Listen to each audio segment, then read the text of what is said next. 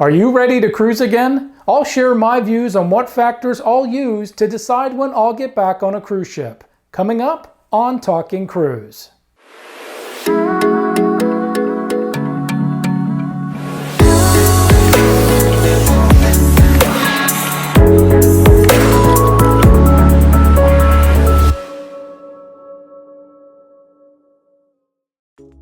Hi, I'm Chris Cardona. I cruise a lot, having spent 75 days at sea last year alone. While there's still no firm dates on when cruising will return, there's a 100% chance that things are going to be different. How different is still unknown, but in this video, I'll share my potential deal breakers and what I can live with before I get back to my home on the sea.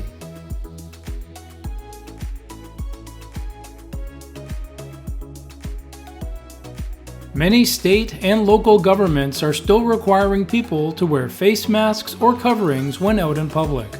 I understand this and abide by it when out purchasing groceries and other essential needs for the household. While no cruise lines have published firm guidelines on what new regulations might be in place when they resume service, having to wear face masks every time you leave your stateroom would make for an uncomfortable experience. For me, this is a simple choice. Aside from limited use during the boarding and check-in process, I have no intention of cruising if I have to wear a face mask on board.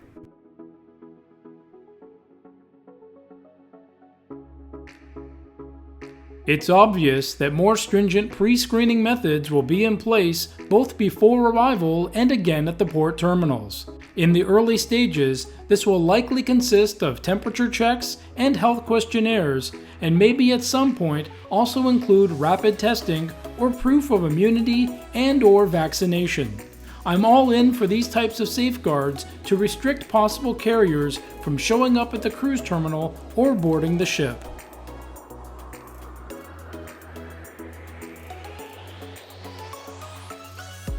Like I've stated before, I think continuing with more open cancellation policies is a way to limit potential sick guests from feeling they need to go on their cruise.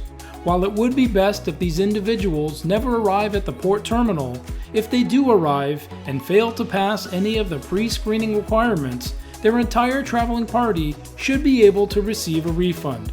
In certain circumstances, people may have left home feeling fine and while in transit to their cruise started to have signs of illness. In the future, travel insurance policies may or may not cover for COVID-19 related claims, so it may fall on the cruise lines to waive last-minute cancellation penalties to help mitigate the spread of illness. I always purchase travel insurance, but I'd like to know that if I show up at the terminal with a slight temperature and I'm denied boarding, I have a guaranteed option of getting my money back.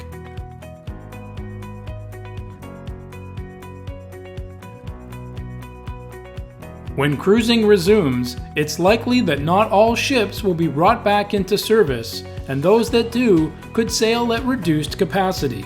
By reducing the number of guests on board, guest accommodations could be assigned to allow a buffer between occupied staterooms. The reduction would also allow crew more time to provide better and more thorough cleaning of rooms and public spaces. For those that insist on picking an exact room on board, of which I am one, this could limit choices, and it's even possible that some already booked could see their rooms get reassigned before departure. To me, the prospect of sailing on a cruise ship with less people is very appealing, although I'm sure there will be certain trade-offs.